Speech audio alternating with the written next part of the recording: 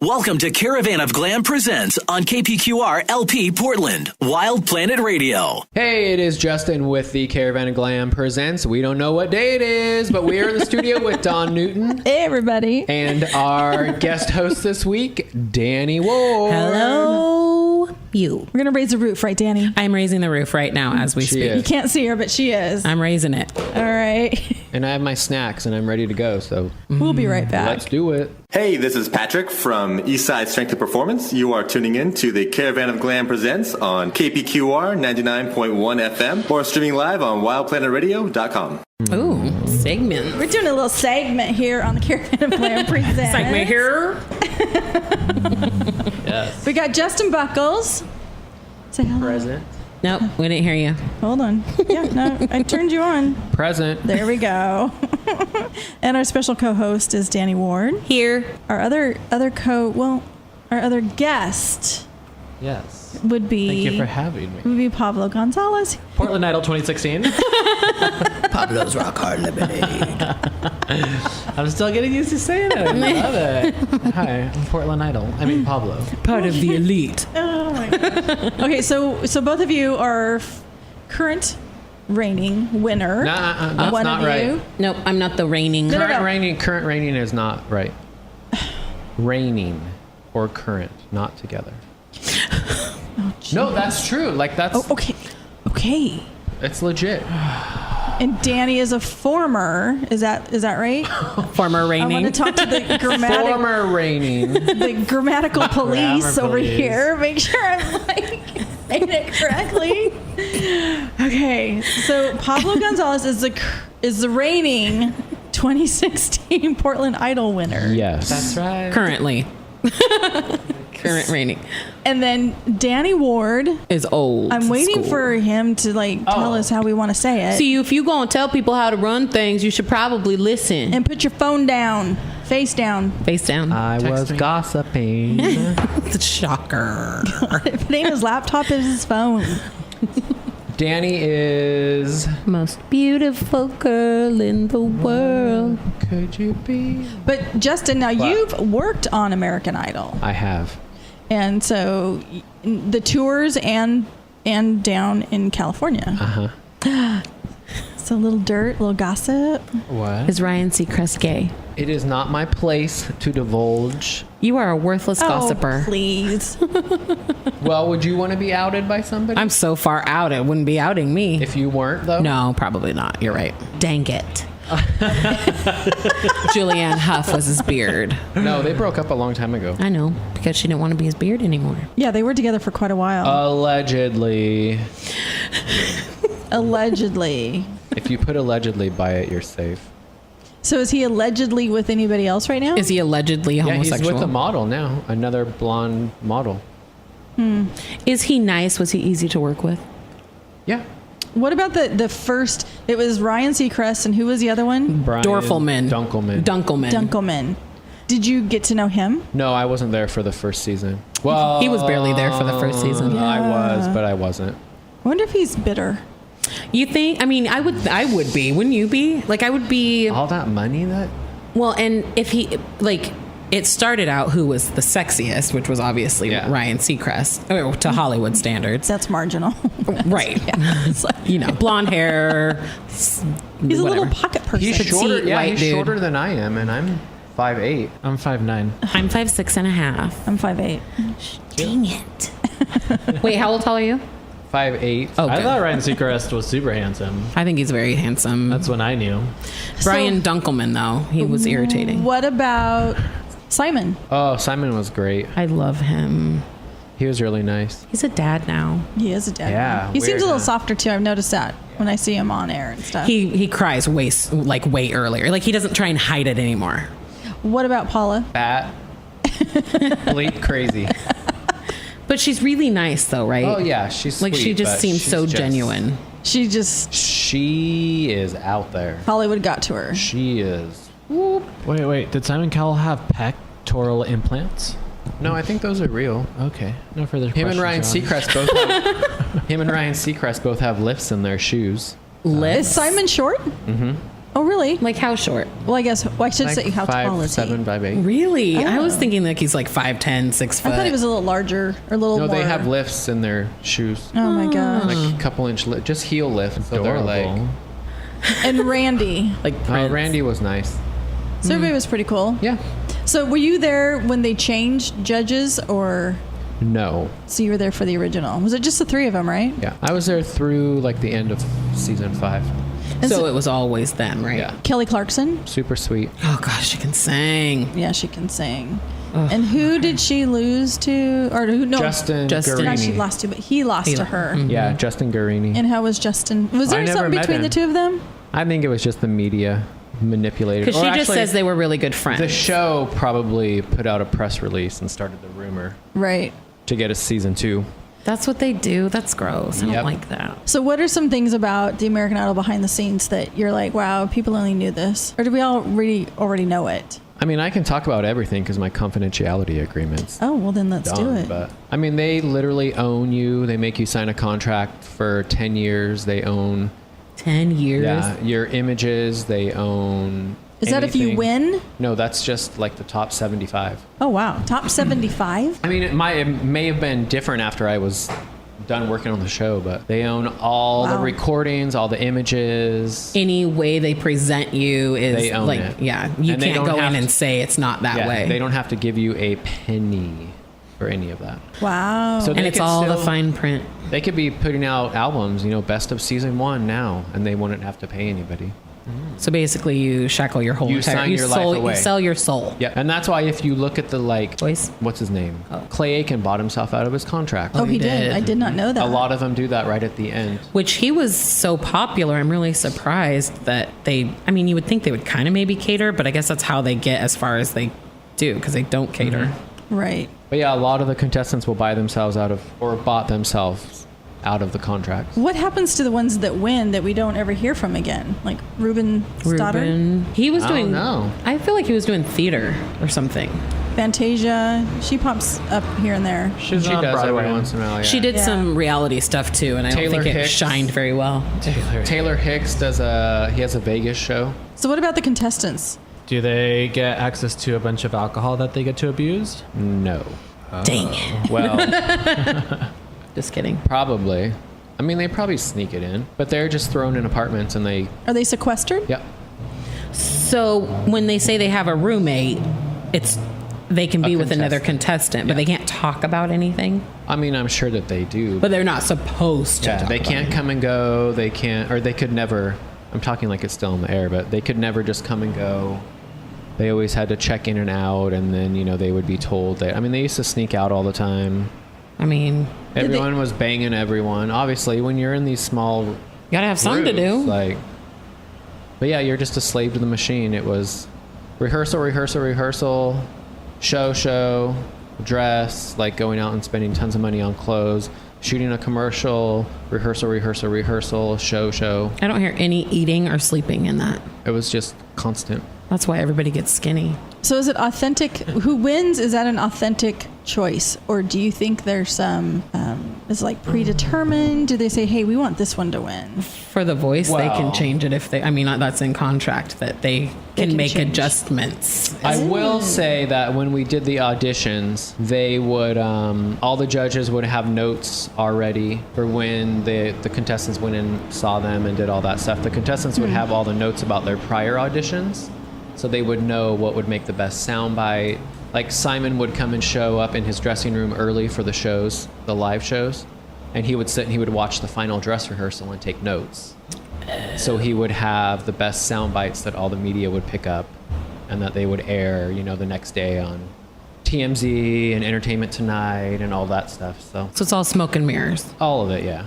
So Pablo, yeah. you've auditioned for some of those shows. I auditioned for The Voice while I was living in Los Angeles, and that was an experience in itself. Because Los Angeles just has so much talent, and it's all bottlenecking into events like auditions for The Voice, and yeah, it's intimidating waiting in line for hours and hours, and there's some people kind of peacocking and singing while in line, like blowing out their vocal cords. And The show off time is always so fun. It's really great people watching. Absolutely. But yeah, it's a little disheartening because you spend an entire day, and I mean, by the time, in my personal experience, by the time it was my turn to audition, I was auditioning in front of 3 really young PAs that looked incredibly bored and incredibly hungry and irritable, and they've heard all the Adele and all of the popular songs over and over again. It all just happens so quickly, and the woulda, coulda, shouldas are the hard part. But yeah, it just ends quickly and you go home. So did they give you a no, or what was your response? I filter. There was about 10 of us that got called into the audition room. You sing a song, half of us were told to sit down, and then the remaining 5 got to sing one more time. And then they kept 3 people and everybody was asked to leave. So I got asked to sing again, but unfortunately I didn't make it to the final 3. But all 3 of those people that auditioned again did not make it on the show. So that was just round 1, part 1. Would you do it again? I'm not sure I would. I think I think I should. I just think right now in my near future I won't. I think I'm way too busy with some side projects and really focusing on making this on my own right now. Danny, will you do it again? Yes, I will. And not so much because I go, I'm going to go and I'll get picked, but I go because it is truly what has helped my nerves and anxiety. It's part of your growth as a performer. Yeah, and it's an excuse to go to Disneyland. So Justin, were these other shows around while you were doing American Idol? Like, was America Got Talent, The Voice? Nope. You had left by then. And what was your view of those shows compared to American Idol? Well, I think The Voice is a lot better than Idol. I mean, I think America's Got Talent's fun. The Caravan was part of America's Got Talent, season 10. And we actually made it through to the next round because they flew us out to New York. They scouted us, and then we actually made it through to the next round. But I decided not to sign the contract because we would have to sign over everything. Well, Ecstasy and I would because we own it. But we would have to sign over everything for 5 years. Whether we made it on TV, whether we won, whether we lost. But yeah, I would have had to sign over the brand. We would have had to have gotten permission from them to do every show for 5 years. So is it better not to win these shows? I think it's better to just not get involved with them in general. Well, because if you it doesn't matter. Like when I auditioned, I basically signed everything away in that moment. So if I had gone further, I've already said, yeah, you have the rights to everything. Yeah. So it's kind of, if you make it at all past the cattle call, it doesn't matter if you make it all the way to the end or if you're just in that moment because you've already signed it. What's your advice to all 3 of you, to someone that's considering going to audition for these shows? I would say do it if you want to do it, but be prepared, be fully prepared, and read everything. Absolutely. I'd say definitely do it. Definitely worth the experience. It was super fun. Be realistic. And I mean, be realistic and be smart. And definitely read all the paperwork because there's a lot of it. And I have somebody else to read the you read it and then have multiple people read it. Have a lawyer read it. Because you will not understand that legal terminology. Well, it's just one different word totally changes the idea of the contract. That's usually the piece that's missing in a creative person, an artist. They're just wanting to get up and sing, and take their voice and their talent, and it's that business piece that's usually missing. But it's not even just in that endeavor, but the business piece in anybody that's creative, whether you're making cabinetry or things of that nature. What's your advice to someone, Justin? I mean, do it if you want, but be prepared to have a room full of people telling you how you need to change so they can make the most money, because they will completely tear you apart and rebuild you so they can make the most money off of this rebuilt version of your voice. That's why they like the young kids. It's your commodity. Yes, you are, and they'll be really nice and they'll kiss your butt and blah, blah, blah, blah, blah. But at the end of the day, you're just a bank account.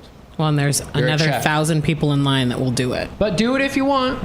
I mean, it's great exposure, but I mean, we could have went further with America's Got Talent, but I did not want to sign away something that I had built and something that I had created from nothing. I mean, unless they were going to give me a huge chunk of change up front. But I mean, it can be great exposure. It can get you further. I mean, it has gotten the Caravan further. Just that little 40-second blip on TV. Because we can use that for life when it comes to branding. And when we were scouted by America's Next Dance Battle or whatever it was called, which was on ABC, we can use that too. We'll be right back. This is Caravan of Glam. Hey, what's up? It's Ecstasy Inferno with the Caravan of Glam Presents. It's time to get social with us. Make sure you follow us on Facebook, Twitter, and Instagram, Wild Planet Radio, and Caravan of Glam. You can also hear all of our podcasts, musician interviews, LGBTQ news, updates, and much more on SoundCloud. Just look for Wild Planet Radio.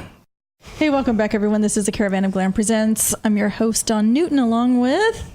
J-Boo. And then we have our special co-host, Danny Ward, in studio with us. Howdy. She's been hanging with us for the next, 4, 5, 6 weeks. Long time. We just might adopt her. Okay. You mean I'm not adopted yet? Well, You're I thought that I've earned my status as an adoptee. I'm our gonna. radio baby. That, How about that? That sounds so creepy. It does sound creepy. Danny's going to sing for us here sometime later today, too. She We're was going to make her. the 2014 Portland Idol winner. Yes. And then in studio with us, we have a special guest. Tammie Brown is here. Tammie Brown. Hello. Hi. Just moved to Portland. exciting. Been here about a month. Yes, correct. So what brought you to Portland? Well, for artistic, I wanted to change the way I was doing things artistically. It's too much of a rat race in Los Angeles. For me, I wanted to relax and focus more on being creative. And Stacey Lee Big from my album from my album Popcorn, Get It, Put Some Butter on It.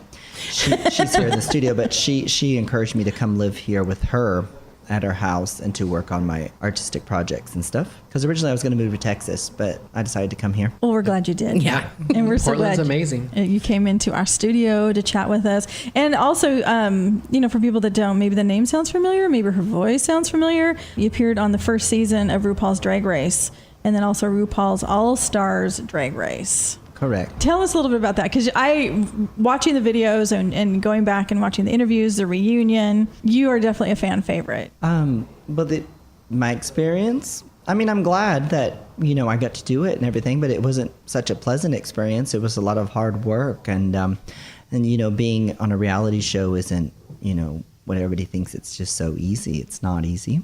And, I've been on other shows. I've been on America's Got Talent, got booed off of that. And before that, I've worked on so many things in Hollywood and been in other programs. I've been on How Clean Is Your House? And then I've been on... How clean was it? It was actually Stacey's, and she had me come on because, like a walk-on, so to speak, with Kim and Aggie. And then I've been on The Surreal Life with Tammie Faye Mesner. I've done so many other things and other projects, too. But RuPaul's Drag Race, of course, blew it out of the water, so to speak, and it's like a phenomenon in the gay culture right now. But it's really changed the politics and the way things work too in the drag community as well. The show has. What started you in drag? Where did that come from? I started doing, it's very natural since I was young. I wanted to dress up, and so I started dressing up in high school and started doing plays in high school. But before that, I'd always been sneaking around dressing up, wearing, a dress that I could find or my sister's clothes or whatever. So that was always something natural. And then I fantasized about it, and like movies like Tootsie were a big inspiration for me compared to other movies, but Tootsie was a big inspiration. And the movie What's Love Got to Do with It, that was another super inspiration for me. And I wanted to impersonate Tina Turner, knowing that I wanted to be an entertainer. And then Tina Turner was really the light came on, seeing the movie What's Love Got to Do with It with Angela Bassett and Lawrence Fishburne. Fun movie. Good. Oh my gosh, Tina Turner, she's a force. Yeah. For sure. So do you remember the first time you stepped on stage in drag? The first time on stage in drag was in my high school in Rockport, Fulton, Texas. Ooh. And I think that was like full drag was probably for Cha-Cha in Greece there. And that was like my sophomore year. So let's say 1998. And how has it changed during that time?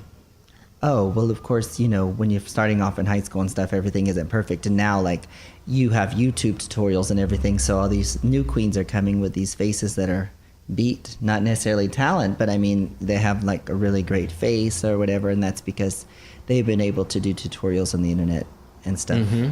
And I mean, I personally trained. I went to schools and classes on how to do makeup and everything too. And so what kind of schools did you go to? Was it just like regular? Private classes with little private institutions, or I took Geisha Studios later on in Long Beach. Geisha Studios is where they, you come and you learn how to do cosmetics on people and stuff. So I've done that. And then before that it was Hollywood Faces, and there was this lady named LCD. And she was a Mac Pro salesperson, and then she went off on her own to do freelance and teaching others to do makeup. So I took classes with her, and that was interesting. And that's sort of where more of my face came out, my structured face of sort of this vintage Hollywood look that's very natural for me. I mean, I can't change it around, and I don't really necessarily want to do what everybody else is doing either. Oh no, you have definitely the Hollywood glam look. Mm-hmm. I see Lucille Ball keeps coming out when I see you. That's just natural. Mm-hmm. Yeah. I prefer to. I like the other ones more, like Dietrich and and Garbo, and of course Joan Crawford. Yeah. Yes, classic absolutely, beauties. absolutely. The wig changes the makeup. The wig? Yeah. Well, I think it does. Like, you can have a face, and then you can wear 3 or 4 different wigs throughout the night, and it is a completely different look. That's true. With the same face. Well, it's the angling, like the certain lengths do certain things to your face longer. Your face looks longer if you wear a longer wig, so to speak.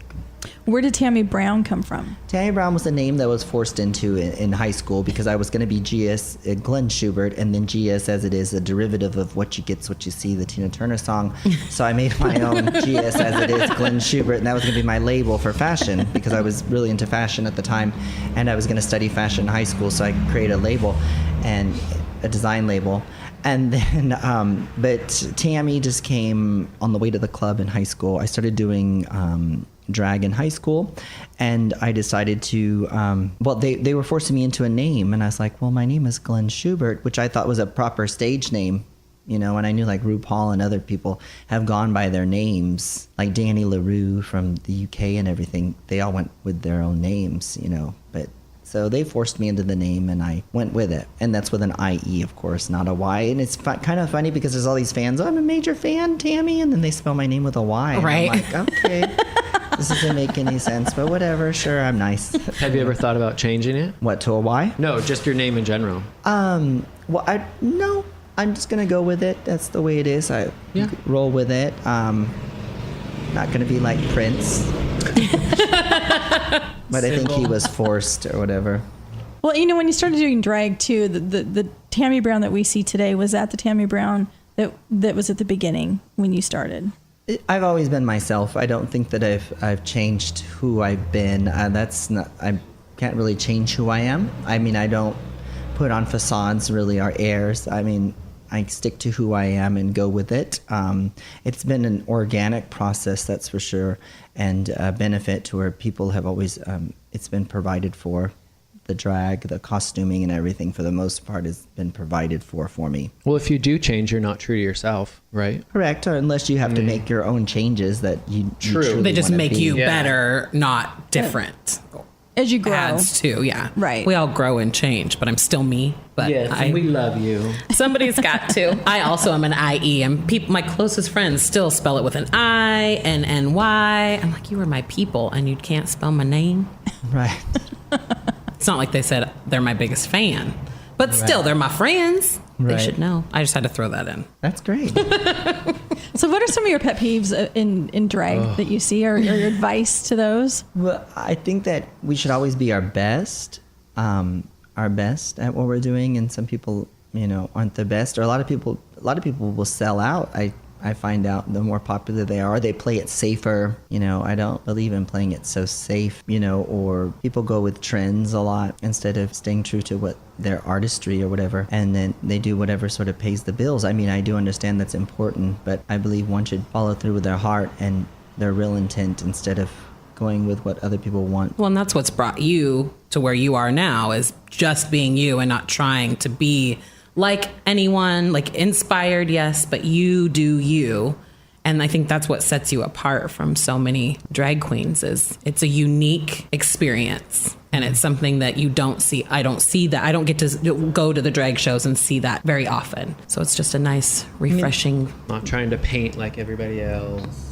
Yeah. Well, that's been hard because sometimes you're like, well, what am I supposed to do? Because sometimes it only goes, you only see you can only see it as far as what you're seeing. But I mean, it can be difficult because everybody else, some people seem to be, you can't, judge yourself on what they're doing, but people are going in different directions. And you're like, well, I've been doing this the whole time and it's not exactly exactly what I wanted. Or, I mean, it's not fair. It's Hollywood, it's not fair. And show business is not a fair business. That's for sure. Yeah. You can fight so hard and spin your wheels and stuff, and then sometimes you're just standing where you were, I mean, you're also a recording artist. Correct. Tell us a little bit about that. 'Cause you have 2 albums out. Yeah, I have 2 albums and singles as well. And the first album was Popcorn. And then the second album is Hot Skunks, also known as Sorrillos Calientes in Spanish. That sounds so much sexier when you say Sorrillos Calientes, and I have 2 singles in Spanish on there as well. Amigos son héroes y La Telaraña. And La Telaraña is about it's a story of a spider. And love is like a spider, and you get caught in its web. And then the other one is Amigos son héroes, which means friends are heroes. I really like that, and I'm going to continue to work Spanish albums. I want to make another Spanish album later on called Para mis amigos, for my friends. And but the Hot Skunks has many songs on it, and then there's also the single Love Piñata and Disco's Undead. And then we just reissued on CD Baby the album Popcorn. And then I put singles on there such as Disco's Undead and other ones on the album. So you've been performing in Portland. You've only been here a month. Mm-hmm. You've had 1 performance in Portland? 2, actually. I was booked with Blow Pony last month, and it was called Happy Endings. And then it was the Sunday night. Trixie Mattel and myself were part of that, which was really fun. And then Eric, I let him know that I was staying here. He, puts Blow Pony together. And that I moved here, and he brought me on to be part of Blow Pony. So I was there last Saturday night. Oh, so you're going to be there monthly? Monthly, yes. Oh, right. Correct. So that's a Nice. benefit. That's nice. awesome. Yeah. Mm-hmm. So how does Portland's drag community compare to others that you've been in? Well, I like I like it's a lot more organic or more natural, so to speak, and people are more comfortable with themselves because, I started off in Los Angeles. In Los Angeles, the drag was in that county, in LA County and Orange County, and all that we were all together. Drag there was pretty drag, and it was pretty drag. So it was interesting to go other places, and we'd see like San Francisco, for example. They're much more organic, or sort of a man in a dress kind of a style thing like that, which it's all very natural. That's all drag. And then like if you went to New York, they were more theater. You know what I mean? But organic, it's more, I like it that it's more organic. You can't judge their interpretation of what drag is, because drag is dressing up, playing a part, or, feminine part for the most part, or male if you want to be a drag king or whatever. But you can't judge other people's drags and what they do, because it's your own interpretation of what you want it to be. And I think people need to really understand that. Like the whole pageant system is a certain way that it's done, and then there was the whole pageant, and then there was the RuPaul's Drag Race in a sense too categorizes and has put the whole drag on its head, and it's done a lot for drag, but then again it kind of made a mess of drag too, because people that were working regular drag jobs, now their career has changed because people are not interested in wanting to see them, and all they want to see is these ones from TV or whatever. And then also there's so many people that are new or fresh, and they're not even talented entertainers or whatever too. But because you do drag doesn't mean that you necessarily have to entertain. That's another thing. You can dress up and sit around your house, or go, and to parties and just be dressed up. It's an expression more so than in a field than sort of entertainment. It's art, but it's not necessary. It doesn't have to fit in this one category. Right. I mean, I wouldn't even sometimes, you can use it as an artistic expression, but I'd just say more of an expression. I wouldn't even say art. Mm-hmm. It's just like wanting to dress up and, I like the way this chiffon looks, or I like to wear nylons, or you know what I mean? Or I like this sort of aesthetic. Because sometimes too we say art, but then again, But if you're not out, if it's just how you are feeling, Right. Yeah. More with Tammie Brown from RuPaul's Drag Race after the break. Hi, this is winner of Portland Idol 2016, Pablo Gonzalez, and you're listening to the Caravan of Glam Presents on Wild Planet Radio, streaming at wildplanetradio.com. Welcome back to the Caravan of Glam Presents. We are in studio chatting with our very special guest, Tammie Brown. Well, and since you started doing drag, and you see, you mentioned RuPaul. Sometimes it's helped and it's hurt the drag community. Do you think some of the younger, the newer drag queens, I guess the youth drag queens, are they patterning themselves after what they're seeing there? Oh, most definitely. They're patterning themselves after what they see. And I mean, I think we all do that in a sense, but they do, and then they're young and they're not really experienced, and they think that they know everything about drag, and Well, they think what they see on TV is drag. Correct. And that's like what's going on in a studio that we're putting on in a studio. That is not the real deal, When we don't see all of the things, we see what they want us to see. We're not seeing how much work is going into it and how much stress it is and how you're being, when you're getting critiqued. Do we see all of those critiques?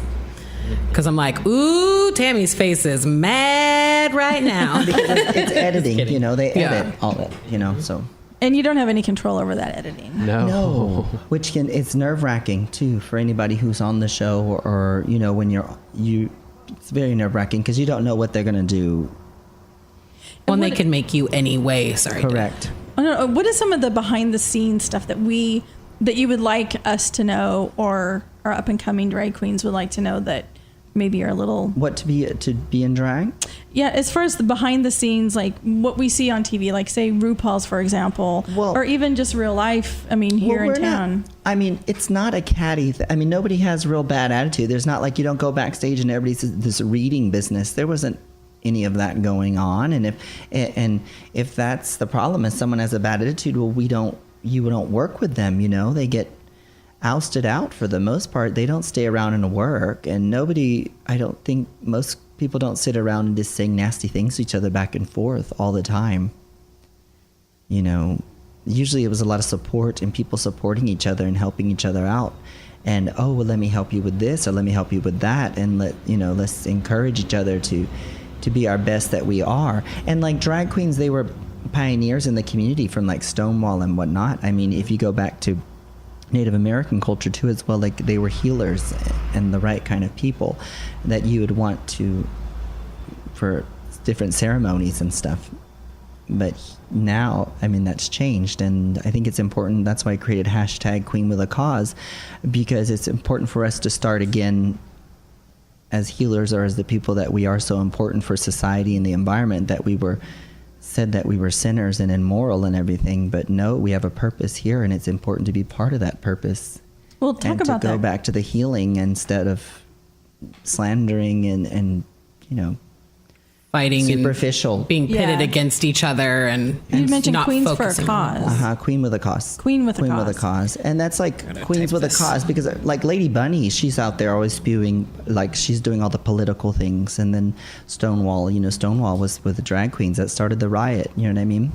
And there's other places in San Francisco with the trans people things that happened and different things that happened, but drags were always on the forefront of the gay community because you can't really hide, and then there was all the stigmas and stuff, but drags were in the forefront taking action, and also helping and entertaining and stuff. It's important. It's something also, it's expression, and people see that, and this person is expressing themselves with all their outwardly self and being, inward, and it's coming on the outside, being there for everybody.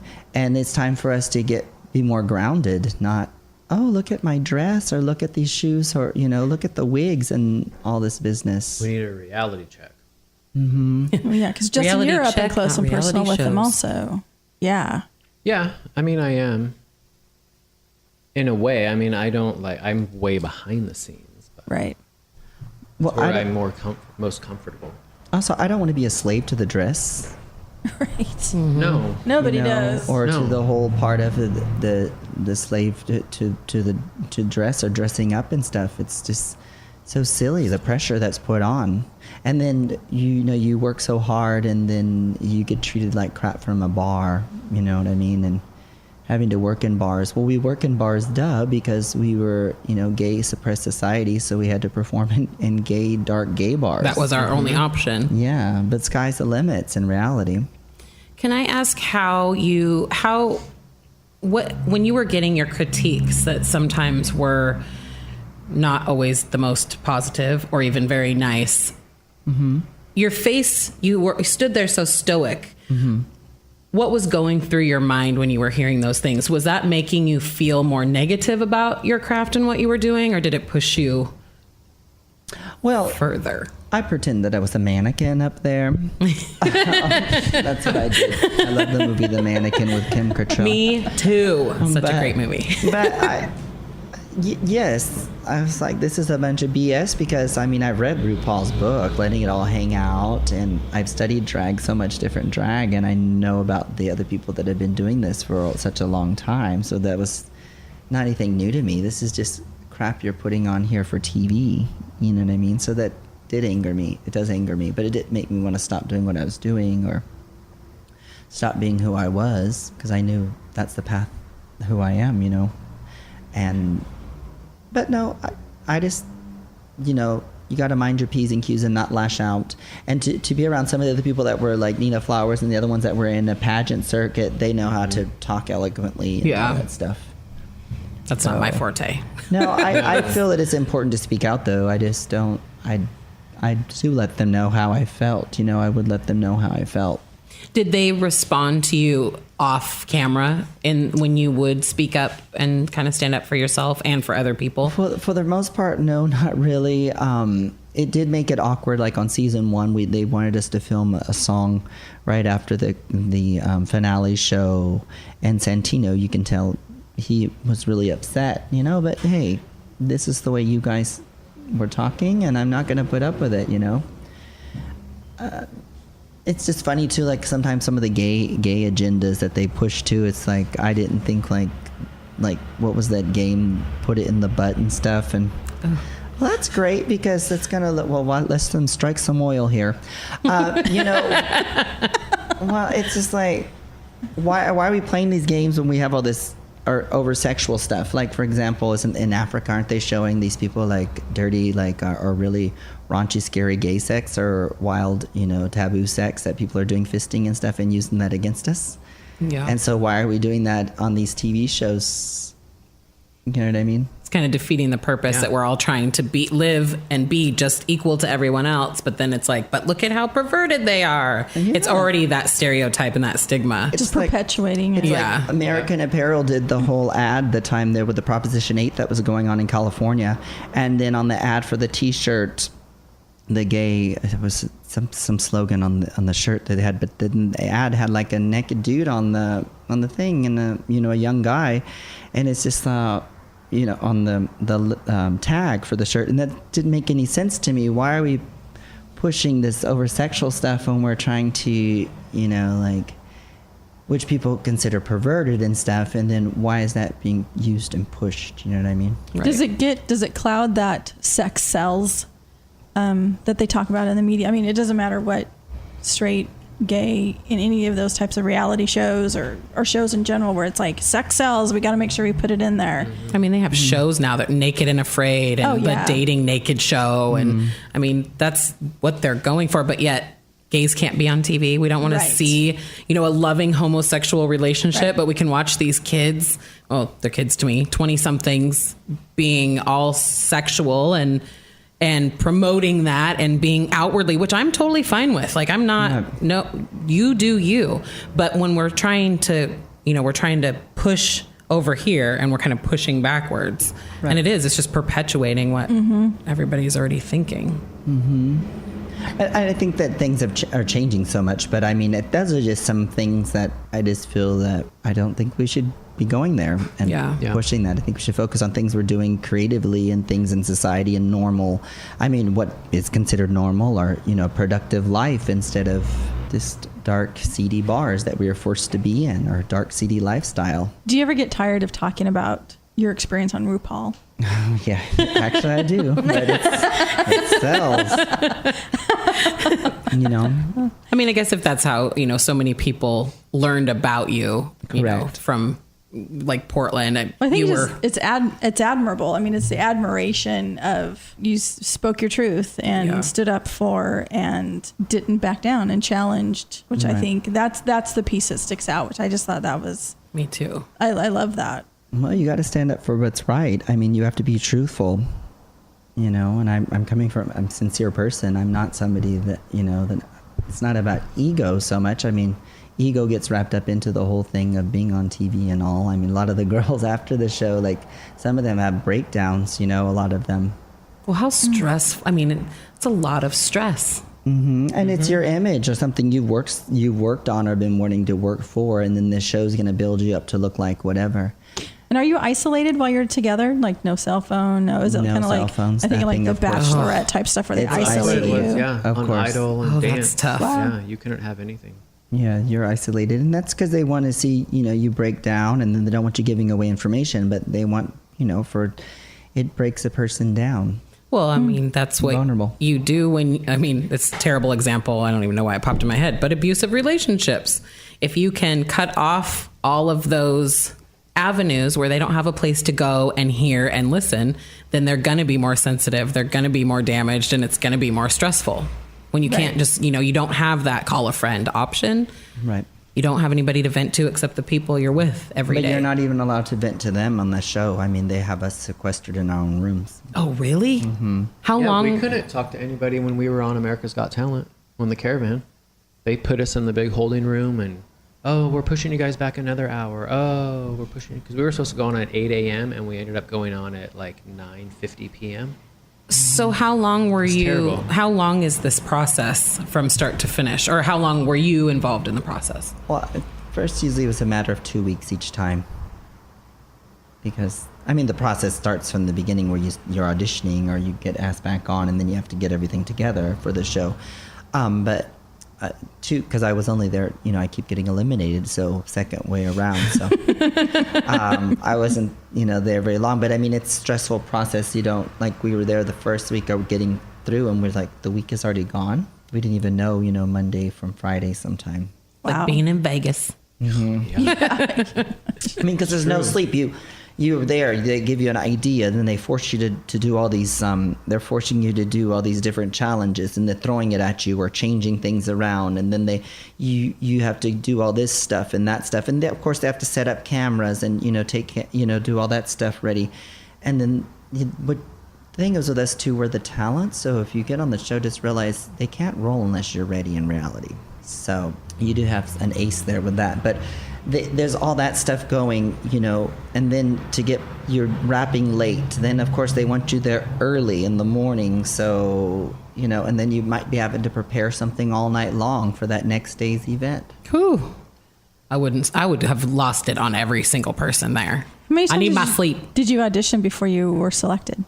On season 1, of course, yes. And I was in the top 20 or whatever across the nation or whatever, the audition tapes. I mean, on the auditions, like on the internet, they did it originally on the internet. They did like a run. People would put their pictures and everything, and everybody would vote. And then I was up. Nina was like number 1 or number 2, but Nina's like, "Yes, Tammie, you were on there. You were like number 20, I remember." So it's nice to know that I'm up there. I love that accent. Because there's all these people, they're always saying this and that and stuff, but they don't even know anything about the reality. Everybody thinks they know drag or like, because you do something that's avant-garde or what they consider avant-garde, they pigeonhole you. Right. Mm-hmm.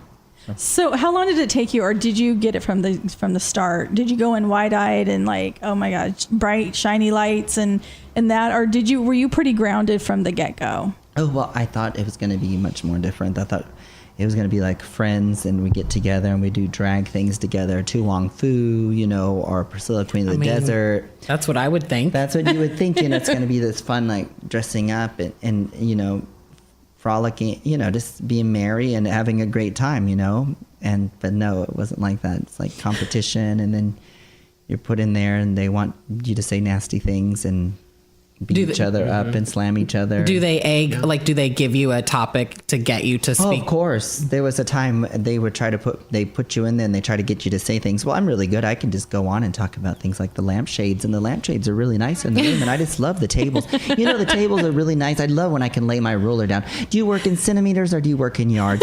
I mean, I was working in Mexico, and I do love working with paper. They have such a collection of paper. Crepe paper. Do you like crepe paper? I'm sure you probably just know about tissue paper because of gift wraps, right? You usually open up your gift and there's all this paper. Don't get colored paper, and hope to goodness if you get colored paper it doesn't get wet, because then it'll stain the clothes. You know what I mean? Stain the clothes. You wouldn't want your clothes to get stained, would you now? And then just go on and on and on. And then by that point, they don't even remember what they were trying to talk about. One fell asleep, but then they try to get someone else to come in the room, and they try to get someone else to come in and talk to with me. Maybe because I was friends with another person that was outside in the community, so they try to bring them in to talk to me and get me to open up. But the same thing I do is run on.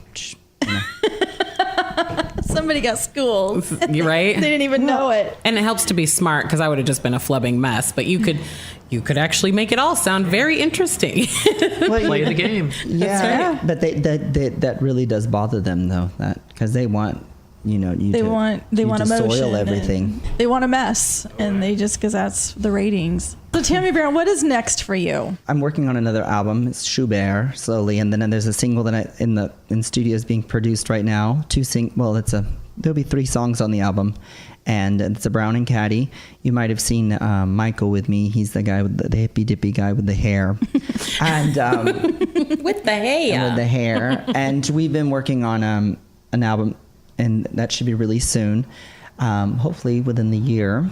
And then I'm constantly working on environmental issues. I want to be more where I can spread more awareness and use my celebrity for that, for environmental issues and for our planet. The planet, because it's the only planet we know. So music and selling, I've been selling, building up my brand. That's what I really want to build up my brand. But I want to use my brand for more environmental issues. And then monthly you'll be performing? Monthly at Blow Pony, correct. And what is that, a specific evening every month? Or when is a specific evening here in Portland, Blow Pony. I don't know what evening that is. Well, I'm not sure either, because now it changed venues. Okay. It has to do with venue availability. So where do we follow you at? Oh, you can follow me on Instagram, Planet Tammie. And then you can also follow me on Facebook.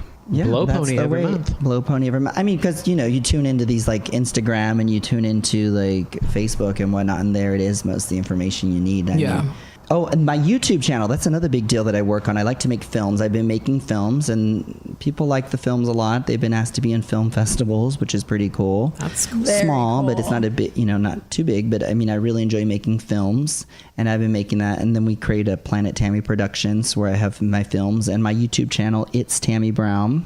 And I'm World of Wonder, I'm working with World of Wonder on It's Tammie, with them. If you ever need any extras, we're available. Yes, awesome. Please. We're here. I really like film. But yeah, it's Tammie Brown is my YouTube channel. There's some really fun stuff on there. That's awesome. Well, I know now that Portland knows that you're here. Yeah. I think your calendar's going to be filling up. I feel so lucky. I'm like, I got to hang out with Tammie Brown. No, it's been trickling down for like the last month and a half. I think it's awesome. Is Tammie in town? Did Tammie really move here? Oh, really? Yeah. Yeah, I did get these messages. Yes, I'm here. Now what? Book her. What sign are you?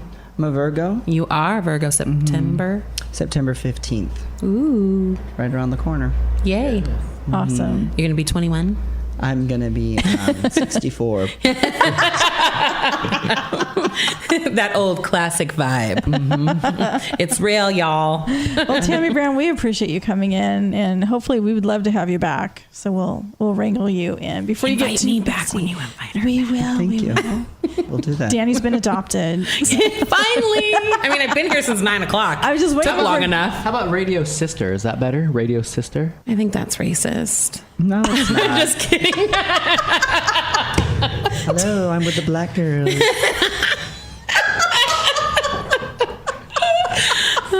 That's awesome. Oh my God, the expression on Tammie's face. That was perfect. Well, you know what? The wig. Speaking of wigs, sister wigs are the best wigs to get. Oh yeah. Mm-hmm.